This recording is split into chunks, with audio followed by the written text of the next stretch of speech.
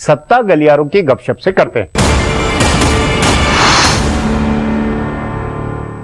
Congress party में अगले चुनाव को लेकर बहुत चिंता है, तभी पार्टी पुराने तमाम आजमाए हुए सिद्धांतों को ताक पर रखकर समझौते कर रही है। इससे पहले कांग्रेस दूसरी पार्टियों की मदद से अपनी सरकार बनाती थी। कर्नाटक से लेकर महाराष्ट्र तक इसकी मिसाल रही है, लेकिन वो अब मदद करके दूसरी पार्टियों की सरकार बनवा रही है। कांग्रेस के जानकार सूत्रों का कहना है कि जब से पार्टी के 4 पुराने सहयोगी छोड़कर गए हैं, तब से पार्टी नेताओं ने सिद्धांत बदल दिया है। तभी ममता बनर्जी और बाबूलाल मरांडी के यूपीए से समर्थन वापस लेने के बाद कांग्रेस ने समर्थन देकर झारखंड में झारखंड मुक्ति मोर्चा की सरकार बनवाई और उस सरकार में शामिल भी हुई। यही वजह रही कि कांग्रेस ने बिहार में नीतीश कुमार की पार्टी की सरकार को बाहर से समर्थन दिया। इसी कारण से दिल्ली में भी कांग्रेस ने अपने 8 विधायकों का समर्थन आम आदमी पार्टी को दिया है। कांग्रेस के समर्थन के बाद भी दिल्ली के मुख्यमंत्री अरविंद केजरीवाल कई बार कह चुके हैं कि उन्होंने समर्थन मांगा नहीं था। उधर बिहार में भी नीतीश कुमार ने 2 टूक कहा है कि कांग्रेस चाहे तो उनकी सरकार से समर्थन वापस ले सकता है, उनको परवाह नहीं है। लेकिन कांग्रेस बिहार, झारखंड और दिल्ली से लेकर असम, तमिलनाडु और आंध्र प्रदेश तक किसी तरह के समझौते के लिए तैयार है।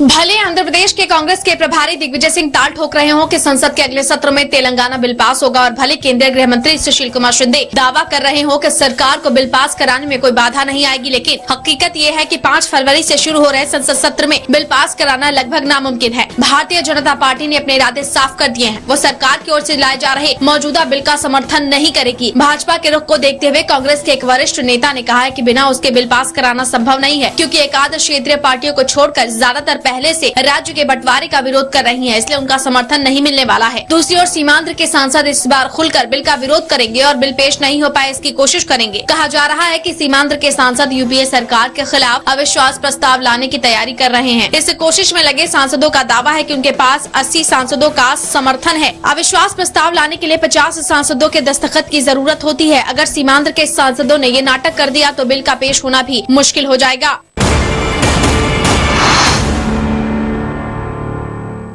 5 फरवरी से शुरू हो रहा संसद सत्र बहुत हंगामे वाला होगा। विपक्ष को हंगामा करने का हथियार मिल गया है। अगस्ता वेस्टलैंड कंपनी से वीवीआईपी हेलीकॉप्टर खरीदने के मामले में जिस तरह के खुलासे हो रहे हैं, उससे लगता है कि संसद सत्र के शुरुआती दिन इस हंगामे में जाया होंगे। विपक्ष के सांसदों का कहना है कि अगस्ता वेस्टलैंड घोटाला देश का दूसरा बोफोर्स घोटाला बन गया है। इस मामले में इटली में खुलासा हुआ है कि बिचौलियों ने जांच एजेंसियों को बताया है कि उन्होंने सौदा पटाने के लिए कांग्रेस अध्यक्ष के करीबियों को अपना लक्ष्य बनाया था। उनकी सूची में कांग्रेस अध्यक्ष के कई करीबियों के नाम सामने आए हैं, जिनमें से कई अभी केंद्रीय मंत्री हैं। विपक्ष का कहना है कि संसद में अगस्ता वेस्टलैंड सौदे का मामला उठेगा। विवाद का दूसरा मुद्दा तेलंगाना का होगा। भाजपा अगर इस मसले पर चुप भी हो जाए तो सीमांध्र के सांसद इसके विरोध में हंगामा करेंगे और तेलंगाना के सांसद इसका समर्थन करेंगे। इस हंगामे की वजह से भी संसद की कार्यवाही बाधित होगी। भाजपा ने जल्दबाजी में लोकपाल की नियुक्ति के लिए लाए गए विज्ञापन का विरोध किया है। यह मसला भी उठेगा और हर बार की तरह महंगाई का मुद्दा अपनी जगह मौजूद है। असल में भाजपा नहीं चाहेगी कि संसद का यह सत्र चले ताकि कांग्रेस सरकार की वाहवाही करने वाले विधेयक पास करा सके।